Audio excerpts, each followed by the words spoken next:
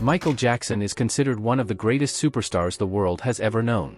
He was not only a dancer, singer, and songwriter but also a philanthropist who changed the face of music over a career that spanned more than 4 decades. His legendary moonwalk dance captivated audiences worldwide, earning him the title King of Pop.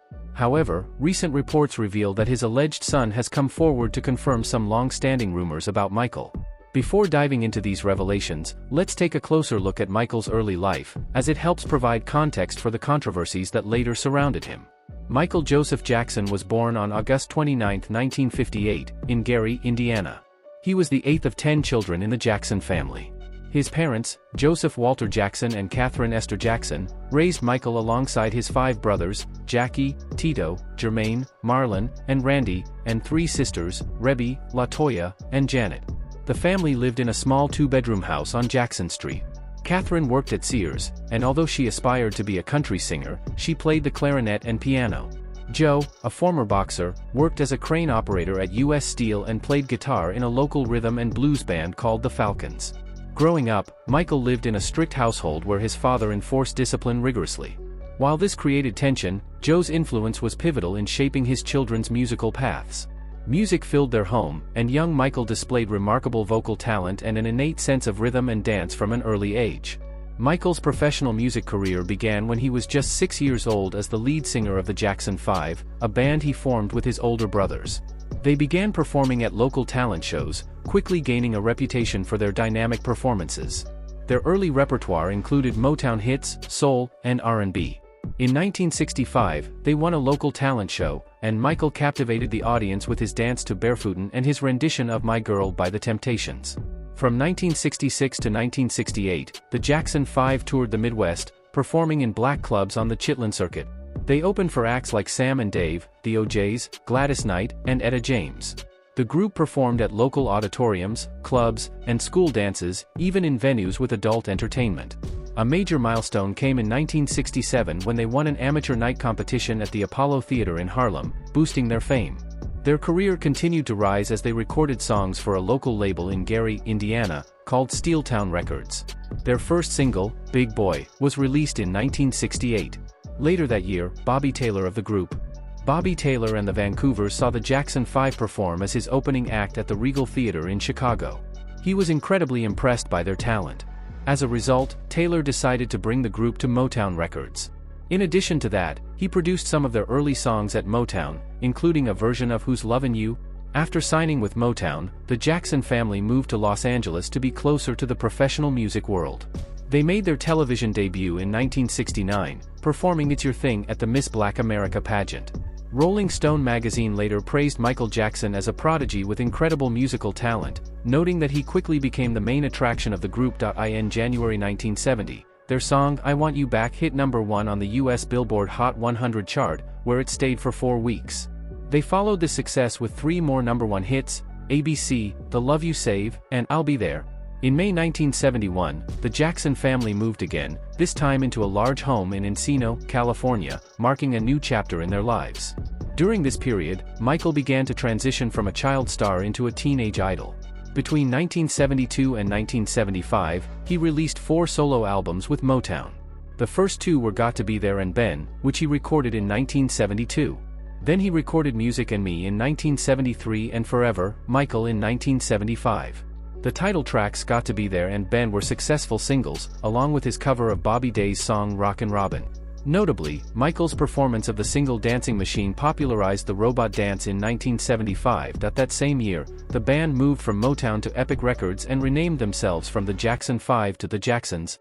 They continued to tour internationally, and between 1976 and 1984, they released 6 more albums. During this time, Michael became their main songwriter, creating hits like Shake Your Body, Down to the Ground, Can You Feel It, and This Place Hotel. However, throughout his childhood, Michael's father would often criticize him about having a fat and ugly nose.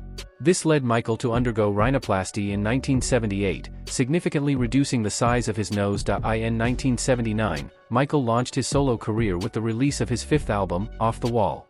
This album marked his breakthrough as a serious solo artist, helping him transition from children's pop to a more complex sound. Off the Wall reached number 3 on the US Billboard 200 and sold over 20 million copies worldwide.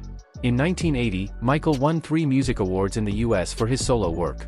However, he felt that Off the Wall should have made an even bigger impact and was determined to exceed expectations with his next release. Following this, he had a brief partnership with Queen's lead singer, Freddie Mercury.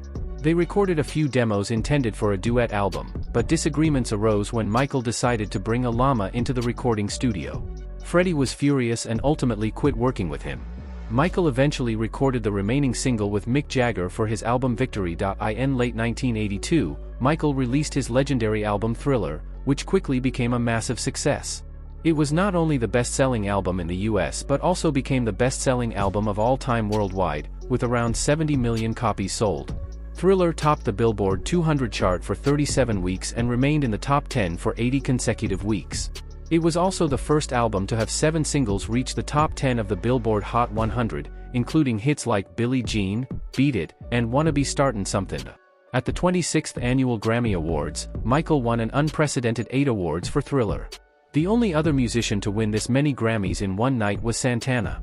Afterward, Michael won another 8 awards at the 11th Annual American Music Awards and became the youngest artist to receive the Award of Merit. On March 25, 1983, Michael reunited with his brothers for a special TV show celebrating Motown, which aired on May 16 to an audience of 47 million people. During this special, Michael performed his single Billie Jean, earning him his first Emmy Award nomination. He also debuted his iconic moonwalk dance on television, a move he had learned from dancer Jeffrey Daniel 3 years earlier. This performance became legendary, with his moonwalk often compared to other historic TV moments, like Elvis Presley and the Beatles on The Ed Sullivan Show. The incredible success of Thriller turned Michael Jackson into a global pop icon. At that time, he had the highest royalty rate in the music industry, earning about $2 for every album sold. With this arrangement, he managed to make record-breaking profits. Then, in May 1984, stores began selling Michael Jackson dolls for $12 each, which further cemented his fame. That same year, a documentary about the making of the Thriller music video won a Grammy Award. Time magazine went on to describe Michael Jackson's influence at that point as a star across records, radio, and rock music videos. After that, he embarked on the Victory Tour in 1984, led by his group, the Jacksons. This tour gave Michael a chance to perform his new solo songs for over 2 million people across the United States. It was the last time he toured with his family. Following issues with ticket sales, Michael decided to donate his share of the money, about $5 million, to charity. At the final show of the Victory Tour at Dodger Stadium in Los Angeles, Michael announced that he was leaving his family's group. A year later, in 1985, Michael and Lionel Richie wrote a song called We Are the World to help people in Africa facing poverty. The song raised $63 million and became one of the best-selling singles ever, with 20 million copies sold. It won 4 Grammy Awards, including Song of the Year for Michael and Lionel. In the early 1980s, Michael also worked with Paul McCartney and learned that McCartney made $40 million a year from owning other artists' song rights. By 1983, Michael started buying rights to other songs too, though he was careful, selecting only a few out of the many offered. However, at this point, Michael hadn't released any albums in 5 years, leaving fans eagerly anticipating his next release. In 1987, he recorded and released an album called Bad, which became just as famous as his previous work. Bad became the first album to top the charts in 25 countries and was the best-selling album worldwide in both 1987 and 1988. It also became the first album to have 5 #1 singles in the US, including Bad, Man in the Mirror, and The Way You Make Me Feel. Among those singles was one of his most iconic songs, Smooth Criminal. The album won 2 Grammys, one in 1988 for Best Engineered Recording, and another in 1990 for Best Music Video for Leave Me Alone. Michael also won an Award of Achievement at the American Music Awards in 1989. Then, he embarked on his first solo world tour for the Bad album, which became one of the highest-grossing tours of all time, running from September 12, 1987, to January 27, 1989. In Japan, the tour was a huge success, selling out 14 shows and drawing 570,000 people, nearly 3 times more than the previous record for a single tour. When he performed in London, 54,000 people attended 7 sold-out concerts at Wembley Stadium, setting a new Guinness World Record for attendance. Around this time, Michael Jackson became famously known as the King of Pop. His publicists embraced the nickname, and when actress Elizabeth Taylor presented him with the Soul Train Heritage Award in 1989, she called him the true King of Pop, Rock, and Soul. This title stuck with him throughout his career. In March 1991, Michael Jackson signed a new contract with Sony for $65 million, a record-breaking deal at the time, surpassing even Neil Diamond's renewal contract with Columbia Records. That same year, Michael released his 8th album, Dangerous, which he co-produced with Teddy Riley. The album was a huge success, going 8 times platinum in the US and selling 32 million copies worldwide by 2018. The first single from Dangerous, Black or White, became the most popular song on the album. Michael Jackson's song Black or White reached #1 on the Billboard Hot 100 and stayed there for 7 weeks. It topped charts in various countries globally. His second single, Remember the Time, also became a hit, reaching #3 on the Billboard Hot 100. By the end of 1992, the Dangerous album was the best-selling album of the year, and Black or White was the best-selling single of the year. At the 1993 Billboard Music Awards, Michael performed Remember the Time at the Soul Train Music Awards while seated, as he had injured his ankle during dance rehearsals. In the UK, another song from Dangerous, Heal the World, climbed to #2 on the charts in 1992. Following Dangerous, Michael faced both personal and professional challenges but maintained his creativity. In 1995, he released the ambitious double album, History, Past, Present, and Future, Book I. The first disc compiled some of his greatest hits, including Billie Jean, Beat It, and Thriller, while the second featured all new material. This album included socially conscious songs such as Earth Song, addressing environmental issues, and They Don't Care About Us, which expressed his frustration with injustice and media scrutiny. These songs showed a more introspective and politically aware Michael Jackson. Scream, a duet with his sister Janet Jackson, stood out as a powerful track reflecting Michael's anger and frustration at the constant media scrutiny he faced. The song became a hit and featured a high-budget, futuristic music video that won a Grammy for Best Short-Form Music Video. History sold over 20 million copies worldwide and, though it didn't match the sales of Thriller or Bad, it was a commercial success. In 1997, Michael released Blood on the Dance Floor, History in the Mix, a remix album featuring new versions of songs from History and 5 new tracks. In the UK, the remix album reached #1, while in the US, it peaked at #24 and was certified platinum.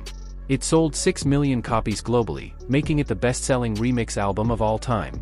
In 2001, Michael released Invincible, his first full-length studio album of new material since Dangerous a decade earlier. This album was highly anticipated, taking almost 4 years to produce and costing an impressive $30 million. Despite mixed reviews, it debuted at #1 in 13 countries and sold over 7 million copies worldwide, although it didn't reach the legendary status of his earlier albums. Invincible would be the last album of original material he released during his lifetime. Even though Michael experienced tremendous career success, his personal life was fraught with challenges. From an early age, he shared that his father physically and emotionally hurt him. Michael recalled his father sitting with a belt, ready to punish any mistakes during Jackson 5 rehearsals. While Joe Jackson admitted to regular disciplinary actions, he claimed it was for his children's good.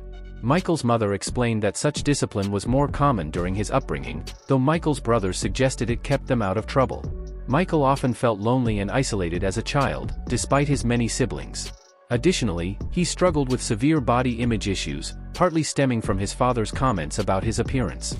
A significant factor was his diagnosis of vitiligo, a condition causing patches of skin to lose pigment, which led to his skin appearing progressively lighter over time.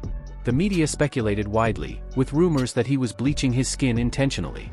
In response to these struggles, he underwent multiple plastic surgeries, including rhinoplasty and other facial modifications. Throughout these challenges, Michael Jackson continued to leave an indelible mark on music and culture, capturing the world's attention with his artistry and depth. Michael claimed some of these surgeries were the result of medical issues such as needing his nose reconstructed after a fall during a dance rehearsal. However, the real reason for the changes stemmed from deep-seated insecurities about his looks. Contrary to what he expected, this transformation became one of the most talked-about aspects of his life. As Michael's fame grew, so did the intensity of media attention. Tabloid culture in the 1980s and 1990s often portrayed him as an eccentric, focusing on his reclusive lifestyle, changing appearance, and behavior. The media dubbed him Wacko Jacko, which deeply hurt Michael. However, the most damaging period of Michael's life came in 1993, when he was first accused of child abuse. A 13-year-old boy and his family accused Michael of molestation, leading to an intense media frenzy. Although no criminal charges were filed, Michael settled the case out of court for a reported $20 million. While the settlement was not an admission of guilt, it left a permanent stain on Michael's reputation. Then, the allegations resurfaced again in 2003, when another young boy accused Michael of molestation. This time, the case went to trial, and the legal proceedings were broadcast around the world. Michael denied all of the allegations and pleaded not guilty. During the trial, he was very stressed because, if convicted, he would have faced up to 20 years in prison. Then, after months of courtroom battles, he was acquitted of all charges in June of 2005. Despite his legal vindication, the damage to his reputation was irreparable. The constant media scrutiny during these trials drained Michael emotionally and financially, leading to a further decline in his mental health. Despite being one of the highest-earning entertainers in history, Michael also faced severe financial difficulties in the later years of his life. The costs of maintaining his lavish lifestyle and the legal fees from his court battles greatly contributed to his financial problems. By the early 2000s, Michael was reportedly in significant debt, despite owning valuable assets like the Beatles' music catalog, for example. Michael Jackson was married twice. The first marriage was in 1994 to Lisa Marie Presley, who was the daughter of Elvis Presley. The second one was in 1996 to Debbie Rowe, with whom he had 2 children. Both marriages were short-lived and ended in divorce. His relationship with Lisa Marie Presley was highly publicized, and many speculated that the marriage was an attempt to repair his public image after the 1993 allegations. On the other hand, Debbie Rowe became the mother of Michael's 2 eldest children, Prince and Paris Jackson. Their marriage seemed more businesslike than romantic, with Debbie maintaining a relatively low profile and never giving interviews. They divorced in 2000, and Michael gained custody of the children. Michael has 3 children in total. 2 are from Debbie, while the third one is named Prince Michael, and he was born through surrogacy in 2002. The mother of his third child is unknown. Michael himself has said the child was the result of artificial insemination from a surrogate mother and his own sperm. He was reportedly a good father and worked hard to shield his children from the public eye, often covering their faces in public to protect their privacy. Brandon Howard, also known as B. Howard, is a singer, songwriter, and record producer from Los Angeles. He began his career as a producer and songwriter for other artists in 2003. However, the connection between Michael Jackson and Brandon has recently been the subject of much speculation and rumor. Brandon is the son of R&B singer Mickey Howard, who was managed by Joe Jackson, Michael's father, in the 1980s. This led to persistent rumors that Michael Jackson might have slept with Brandon's mother during that time. Then, in 2014, rumors about Michael being Brandon's father gained traction when a DNA test was reportedly conducted, allegedly showing a 99.9% probability that Michael Jackson was Brandon's biological father. The test results were presented at a press conference organized by a video streaming company. However, the legitimacy of the DNA test and the circumstances surrounding the press conference were immediately called into question. People pointed out that the DNA sample allegedly taken from an old dental device that belonged to Michael was not valid and could not be used to prove his paternity. Additionally, Michael's close family and representatives for his estate dismissed the claims, labeling them as unfounded and stating that the journalists made up the story. On the other hand, Brandon, despite the rumors swirling around him, has been somewhat reserved in directly addressing the claims of his alleged father Michael Jackson. While he acknowledged that the rumors existed, he denied any involvement in promoting the DNA test or organizing the press conference.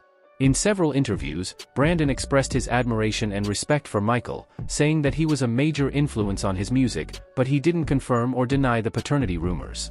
Brandon emphasized that his goal was to focus on his own music and not to be defined by speculation about his connection to Michael Jackson. Michael Jackson passed away on June 25, 2009, at the age of 50. He died at his home in Los Angeles from intoxication by 2 medications, propofol and benzodiazepine. These medications were given to him by his personal doctor, Conrad Murray, to help him sleep. At the time, Michael was preparing for his big comeback tour, which many fans were eagerly waiting for. Thank you for joining us, and we will catch you in the next one.